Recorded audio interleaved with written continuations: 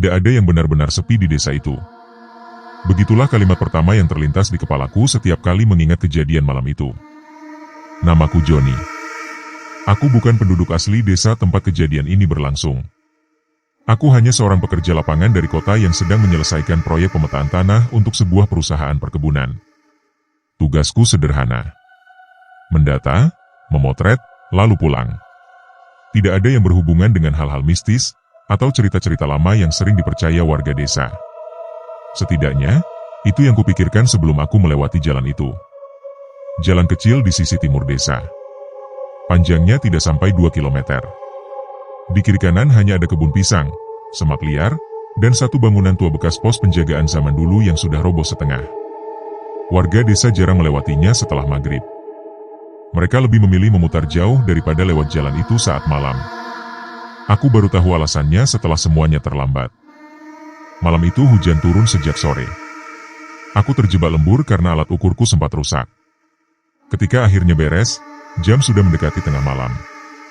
Jalan utama desa sudah lengang, hanya lampu-lampu rumah yang mulai dimatikan satu persatu. Aku menyalakan motor dan memilih jalan pintas itu. Dalam pikiranku, aku hanya ingin cepat sampai ke rumah kontrakan dan tidur. Udara malam terasa lebih dingin dari biasanya. Kabut tipis menggantung rendah, menyelimuti kebun pisang di sepanjang jalan. Lampu motor menjadi satu-satunya sumber cahaya, menyorot daun-daun basah yang berkilau terkena air hujan. Saat itulah motorku mendadak mati. Tidak ada suara mesin. Tidak ada peringatan. Hanya mati begitu saja, tepat di tengah jalan. Aku menghela napas panjang, mencoba menenangkan diri. Mungkin busi basah, pikirku. Aku turun dari motor dan mencoba menyalakannya kembali. Sekali. 2 kali. Tetap tidak mau hidup. Saat aku menunduk memperhatikan mesin, aku merasakan sesuatu yang aneh. Suasana di sekitarku berubah. Suara jangkrik yang tadi terdengar ramai mendadak hilang. Angin pun berhenti berhembus. Sunyi. Sunyi yang terasa menekan dada. Lalu hidungku mencium bau yang tidak wajar. Anyir. Seperti darah segar yang bercampur tanah basah. Aku berdiri dan menoleh ke belakang. Di ujung sorot lampu motor, berdiri seorang perempuan. Ia berdiri diam, tidak bergerak, seolah sudah berada di sana sejak lama. Rambutnya panjang menjuntai menutupi sebagian wajah. Ia mengenakan kebaya putih yang tampak tua dan kusam. Anehnya, kebaya itu tidak terlihat basah, padahal hujan baru saja turun. Jantungku berdegup lebih kencang. Aku mencoba berpikir logis. Mungkin warga desa. Mungkin orang yang tersesat. Aku memberanikan diri menyapa. Mbak, maaf. Motor saya mogok. Perempuan itu tidak langsung menjawab. Ia hanya menunduk sedikit, lalu perlahan mengangkat wajahnya. Dari balik rambut panjangnya, terlihat wajah pucat dengan senyum tipis yang aneh. Ada yang bisa saya bantu, Mas? Ucapnya pelan. Suaranya lembut, terlalu lembut untuk suasana sesunyi itu. Tidak terdengar gema, tidak terdengar pantulan. Seolah suara itu langsung muncul di dalam kepalaku. Aku menelan ludah. Entah kenapa tenggorokanku terasa kering. Aku menjelaskan bahwa motorku mati dan aku hendak mendorongnya sampai ujung jalan. Perempuan itu mengangguk pelan. Senyumnya tidak berubah. Saya bisa bantu dorong, katanya.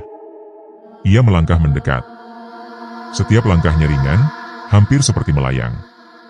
Yang membuatku merinding, tanah basah di bawah kakinya tidak mengeluarkan suara apapun. Saat jaraknya semakin dekat, hawa dingin menyergap tubuhku. Bukan dingin biasa. Ini dingin yang membuat otot menegang dan napas terasa berat. Ia berdiri di samping motorku. Terlalu dekat. Ayo, Mas, katanya sambil berbalik badan. Dan disitulah aku melihat sesuatu yang seharusnya tidak kulihat. Di punggung kebaya putihnya, ada lubang besar. Menganga. Hitam pekat. Seperti bagian tubuh yang robek dan kosong. Aku bisa melihat sisi dalamnya, gelap dan dalam, seolah tidak berujung. Tubuhku gemetar. Kakiku terasa lemas. Aku ingin mundur, ingin lari, tapi tubuhku tidak mau bergerak. Perempuan itu berhenti melangkah. Ia menoleh perlahan ke arahku. Senyum di wajahnya melebar, tidak wajar. Kenapa berhenti, Mas? Tanyanya. Suaranya berubah. Tidak lagi lembut. Ada nada berat dan serak di baliknya. Aku mencoba membuka mulut, tapi yang keluar hanya napas terengah. Dalam kepanikan, aku mengucap doa dalam hati, menyebut nama Allah berulang kali, berharap ketakutanku ini hanya perasaan. Perempuan itu tertawa kecil. Tawanya pelan, tapi terdengar sangat dekat, seolah ia berada tepat di belakang telingaku. Kamu sudah lihat, bisiknya. Sekarang tidak bisa berpura-pura lagi. Lampu motor tiba-tiba mati. Gelap menyelimuti segalanya. Dalam kegelapan itu, aku mendengar suara napas. Bukan napasku. Napas berat, terputus-putus, bercampur isakan dan rintihan yang datang dari arah punggung perempuan itu. Aku menjerit dan terjatuh ke tanah. Saat itulah aku merasa ada tangan menyentuh pundakku. Dingin. Sangat dingin. Seolah menyentuh kulit mayat. Aku memejamkan mata sekuat tenaga, terus berdoa, berharap malam ini segera berlalu. Namun aku belum tahu bahwa ini baru permulaan. Jalan itu belum selesai memperkenalkan siapa dirinya sebenarnya. Aku terbangun saat cahaya matahari pagi menembus kelopak mataku. Kepalaku terasa berat, tengkuku nyeri, dan tubuhku seperti habis dipukul sesuatu yang keras. Aku berusaha bangkit, namun aroma kayu bakar dan tanah basah membuatku sadar bahwa aku tidak lagi berada di jalan itu. Aku berada di sebuah rumah panggung sederhana. Seorang lelaki tua duduk di dekat pintu, sedang menggulung rokok daun dengan gerakan lambat. Ketika melihat aku membuka mata, ia berdiri dan mendekat. Kamu sudah sadar, katanya pelan. Aku mencoba duduk. Pandanganku masih sedikit berkunang, namun aku bisa melihat jelas raut wajah lelaki itu. Keriputnya dalam, matanya tajam namun menyimpan kelelahan panjang. Apa yang terjadi semalam? Tanyaku dengan suara serak. Lelaki itu tidak langsung menjawab. Ia hanya menatapku cukup lama, seolah menimbang apakah aku pantas diberi jawaban. Setelah itu ia menarik kursi dan duduk di samping ranjang bambu tempatku berbaring.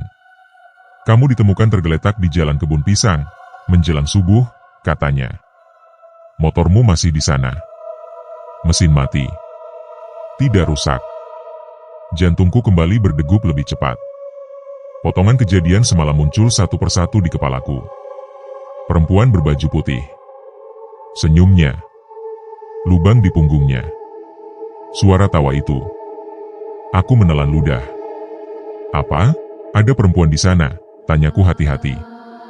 Lelaki tua itu menghela napas panjang. Ia memandang ke arah jendela, keluar rumah, ke arah jalan kecil yang samar terlihat dari kejauhan. Kamu melihatnya, katanya lirih. Berarti kamu selamat. Kalimat itu justru membuat dadaku semakin sesak. Tak lama kemudian, beberapa warga lain datang. Seorang ibu membawa segelas air hangat. Seorang pemuda berdiri di dekat pintu, wajahnya tegang. Tidak ada yang bertanya banyak. Tidak ada yang terlihat terkejut. Seolah apa yang kualami bukanlah hal baru bagi mereka. Setelah tubuhku sedikit membaik, aku meminta izin untuk pulang ke kontrakan. Namun sebelum aku pergi, lelaki tua yang pertama kutemui menahanku. Namaku Pak Wiryo, katanya. Sebelum kamu kembali ke tempatmu, ada hal yang harus kamu dengar. Kami duduk di beranda rumahnya. Angin pagi berembus pelan, membawa aroma sawah dan tanah basah. Suasana tenang, sangat bertolak belakang dengan malam yang hampir merenggut nyawaku. Perempuan yang kamu temui, Pak Wiryo memulai, bukan manusia. Aku diam. Tanganku mengepal tanpa sadar. Orang sini menyebutnya sundel bolong, lanjutnya. Bukan sekadar cerita. Ia pernah hidup. Pernah bernama. Pernah punya wajah. Pak Wiryo bercerita bahwa puluhan tahun lalu, ada seorang perempuan muda di desa itu. Cantik, pendiam, dan hidup sendiri setelah suaminya pergi merantau dan tidak pernah kembali. Ia hamil di luar nikah menurut versi warga, meski tidak pernah ada yang tahu siapa ayah anak itu. Desas-desus berkembang. Bisikan berubah jadi fitnah. Perempuan itu diusir secara halus dari pergaulan desa.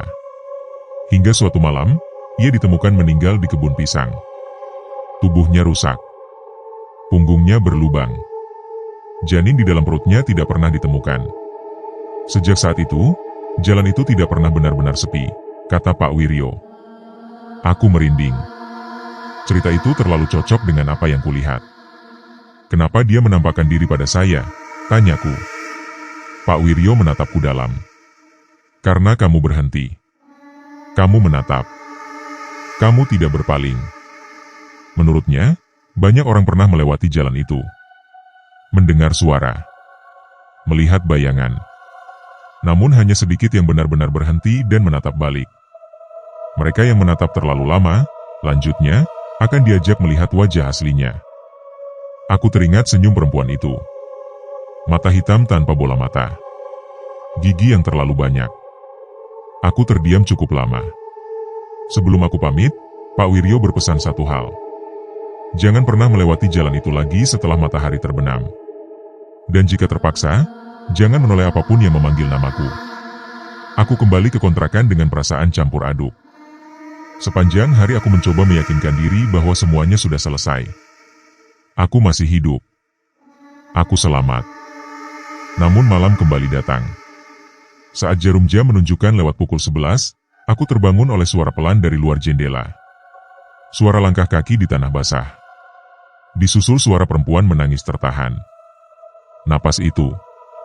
Napas berat yang sama seperti semalam. Aku menutup telinga dan membaca doa, menyebut nama Allah dengan suara bergetar.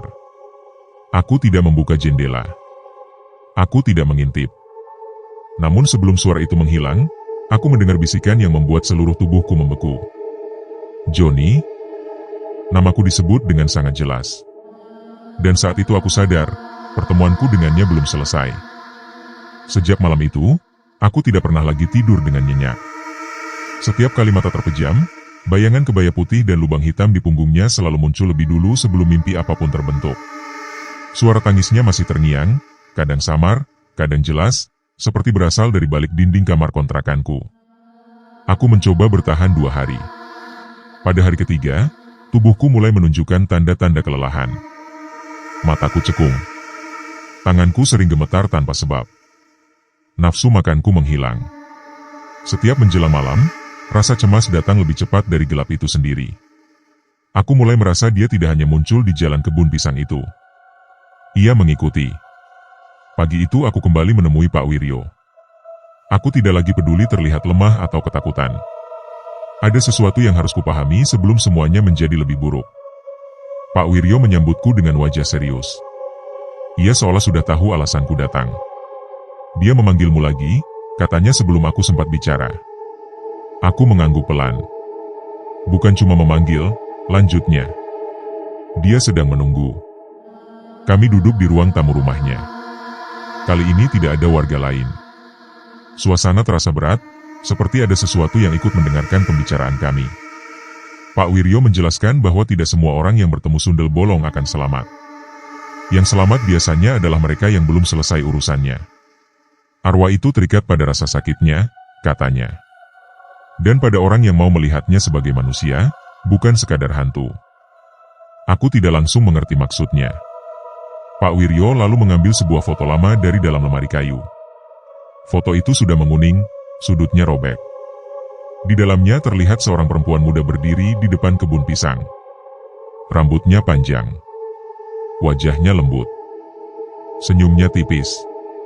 Itu dia, kata Pak Wiryo. Sebelum mati. Dadaku terasa sesak. Wajah di foto itu sangat mirip dengan perempuan yang kutemui. Hanya saja, versi di foto masih terlihat hidup. Utuh. Namanya Sulastri, lanjut Pak Wiryo. Ia tidak pernah dimakamkan dengan layak. Warga takut. Mereka menguburnya seadanya, tanpa doa, tanpa penghormatan. Aku menatap foto itu lama. Ada rasa bersalah yang aneh muncul di dadaku, padahal aku tidak mengenalnya. Kenapa dia terus muncul? Tanyaku. Kenapa tidak pergi saja? Pak Wiryo menunduk. Karena ada yang belum selesai. Dan karena selama ini, tidak ada yang mau mendengarkan. Malam itu aku kembali ke kontrakan dengan kepala penuh pertanyaan. Aku mencoba tidur lebih awal, namun sekitar pukul 11 lewat, udara di kamarku berubah dingin. Lampu berkedip pelan. Jendela yang tadi tertutup perlahan terbuka sendiri. Aku membeku di tempat tidur. Dari luar terdengar suara langkah kaki mendekat. Pelan. teratur. Lalu suara napas itu kembali terdengar. Kali ini lebih dekat. "Johnny," bisik suara itu. "Lihat aku." Aku memejamkan mata, mengingat pesan Pak Wiryo. Jangan menoleh. Jangan menjawab. Namun bau anyir itu kembali tercium. Lebih kuat. Lebih nyata. Aku bisa merasakannya di ujung hidungku, seolah sesuatu berdiri tepat di samping tempat tidur. Kasurku sedikit tertekan, seperti ada yang duduk di ujungnya. Tanganku mencengkeram selimut. Keringat dingin mengalir di pelipis. Aku membaca doa dalam hati, menyebut nama Allah berulang-ulang. Tiba-tiba, sesuatu menyentuh kakiku. Dingin. Kasar. Aku hampir berteriak, namun suaraku tertahan di tenggorokan. Dalam ketakutan itu, aku mendengar isakan pelan. Bukan suara mengancam. Bukan suara marah. Tangisan. "Aku sakit," bisiknya. "Aku sendirian." Ada kesedihan dalam suaranya. Bukan sekadar teror. Aku membuka mata perlahan. Di depan tempat tidurku, berdiri sosok itu. Rambutnya menjuntai, wajahnya pucat, matanya hitam. Kebaya putihnya terlihat semakin kusam. Namun kali ini, ia tidak tersenyum. Ia menatapku dengan ekspresi hampa. "Aku ingin pulang," katanya. Aku sadar, ketakutan ini bukan lagi soal bertahan hidup. Ini tentang memilih. Menutup mata selamanya atau mendengarkan jeritan yang selama ini diabaikan. Dan entah kenapa, aku tahu, jika aku berpaling sekarang, aku tidak akan pernah terbebas. Aku tidak tahu keberanian macam apa yang mendorongku malam itu. Yang jelas, ketakutan sudah tidak lagi menjadi satu-satunya perasaan yang kurasakan. Ada sesuatu yang lain. Rasa iba. Rasa bersalah. Dan dorongan kuat untuk menyelesaikan apa yang belum selesai. Keesokan paginya aku kembali menemui Pak Wiryo. Kali ini aku datang dengan niat yang lebih jelas. "Saya ingin tahu semuanya," kataku. "Bukan versi yang disembunyikan." Pak Wiryo menatapku lama. Wajahnya terlihat semakin tua pagi itu. Ia lalu mengangguk pelan. "Kamu sudah terikat," katanya. "Kalau begitu, dengarkan baik-baik. Kami berjalan menuju bagian belakang desa. Melewati sawah, lalu masuk ke jalur sempit yang jarang dilewati. Di ujung jalan itu, berdiri sebuah gubuk reot yang hampir roboh. Pak Wiryo berhenti di sana. "Disinilah Sulastri menghabiskan hari-hari terakhirnya," katanya. Pak Wiryo bercerita bahwa Sulastri bukan perempuan sembarangan. Ia anak seorang dukun bayi yang dikenal baik oleh warga. Setelah ibunya meninggal, Sulastri hidup sendiri. Kehamilannya menjadi bahan gunjingan. Tidak ada yang mau mendengar penjelasannya. Tidak ada yang mau membelanya. Malam kematiannya bukan kecelakaan. Ia diseret ke kebun pisang oleh beberapa orang yang mengaku ingin memberi pelajaran. Tidak ada yang berani mengaku sampai sekarang. Tidak ada yang bertanggung jawab. Lubang di punggungnya, kata Pak Wiryo lirih, bukan karena mati, tapi karena kekerasan. Dadaku bergetar. Gambaran itu terlalu kejam untuk dicerna. "Kuburnya di mana?" tanyaku. Pak Wiryo menunjuk ke arah hutan kecil di belakang kebun. Tidak ada nisan. Tidak ada nama. Malam itu aku tidak bisa menghindar lagi. Tepat pukul 11, suara tangisan kembali terdengar di luar kontrakanku. Namun kali ini aku tidak bersembunyi. Aku berdiri. Aku membuka pintu. Ia berdiri di sana. Namun sosok di hadapanku bukan lagi sekadar hantu menakutkan. Wajahnya berubah. Tidak sepenuhnya rusak. Tidak sepenuhnya utuh. Seperti dua wajah yang saling bertumpuk. "Aku ingin dikenang," katanya. "Aku ingin diakui." Aku mengangguk dengan tangan gemetar. "Aku akan bantu," jawabku. "Aku janji." Udara malam bergetar. Sosok itu memudar perlahan, meninggalkan bau tanah basah dan rasa dingin yang masih menempel di kulitku. Keesokan harinya, bersama Pak Wiryo dan dua orang warga yang masih memiliki hati, kami menuju lokasi kuburan tanpa nama itu. Kami membersihkannya. Kami menggali ulang dengan layak. Kami membacakan doa, menyebut nama Allah dengan hikmat. Saat tanah ditutup kembali, Angin berhembus lembut. Tidak ada tangisan. Tidak ada bau anyir. Namun aku tahu, satu hal terakhir masih belum ditunjukkan kepadaku. Wajah aslinya. Yang sebenarnya. Dan itu akan datang. Pada malam terakhir. Malam terakhir itu datang tanpa tanda apapun. Tidak ada hujan. Tidak ada angin. Langit gelap bersih, tanpa bintang, seolah menutup rapat apa yang akan terjadi di bawahnya. Jam dinding di kontrakanku berdetak lebih keras dari biasanya. Setiap detik terdengar seperti hitungan mundur menuju sesuatu yang tidak bisa kuhindari. Aku duduk sendirian di kursi kayu, menatap pintu yang sedikit terbuka. Lampu kupadamkan. Aku tahu, jika aku ingin benar-benar menyelesaikan semuanya, aku harus melihatnya sekali lagi. Tanpa lari. Tanpa menutup mata. Tepat ketika jarum jam menunjuk angka 12, udara di ruangan berubah. Dingin merayap perlahan dari lantai, naik ke kaki, lalu ke dada. Bau tanah basah bercampur anyir kembali tercium. Nafasku menjadi berat. Lampu yang mati tiba-tiba berkedip sendiri, menyala redup, lalu padam kembali. Langkah kaki terdengar dari luar. Pelan. Teratur. Mendekat. Aku berdiri. Tanganku gemetar, tapi kakiku tidak lagi ingin lari. Pintu terbuka perlahan, tanpa disentuh siapapun. Ia berdiri di ambang pintu. Namun kali ini, sosok itu berbeda. Kebaya putihnya tidak lagi utuh. Robek. Kotor oleh tanah dan darah yang menghitam. Rambut panjangnya tidak lagi menutupi wajah. Ia menatapku langsung. Dan untuk pertama kalinya, aku melihat wajah aslinya. Bukan wajah hantu. Bukan wajah iblis. Wajah seorang perempuan yang hancur oleh rasa sakit. Kulit wajahnya penuh bekas luka. Matanya sembab, merah, namun masih menyimpan sisa air mata. Tidak ada senyum mengerikan. Tidak ada tawa. Yang ada hanya ekspresi kelelahan yang dalam. Di punggungnya, lubang itu masih ada. Namun kini aku bisa melihat lebih jelas. Di dalam kegelapan itu, seolah ada bayangan kecil yang meringkuk. Tangisan lirih terdengar dari sana. Aku tidak pernah ingin jadi seperti ini, katanya. Suaranya kali ini tidak menggema. Tidak menyeramkan. Suaranya seperti manusia biasa. Patah. Rapuh. Aku hanya ingin hidup. Aku hanya ingin anakku lahir. Dadaku terasa seperti diremas. Aku tidak mampu berkata apapun. Air mataku mengalir tanpa bisa kutahan. Aku marah, lanjutnya. Aku dendam. Tapi lebih dari itu, aku lelah. Ia melangkah mendekat. Setiap langkah membuat ruangan terasa semakin sempit. Aku bisa merasakan dingin tubuhnya, namun tidak ada niat menyakitiku. Kamu satu-satunya yang melihatku, katanya. Bukan sebagai monster, tapi sebagai manusia. Ia berdiri tepat di depanku. Sangat dekat. Aku bisa melihat detail wajahnya.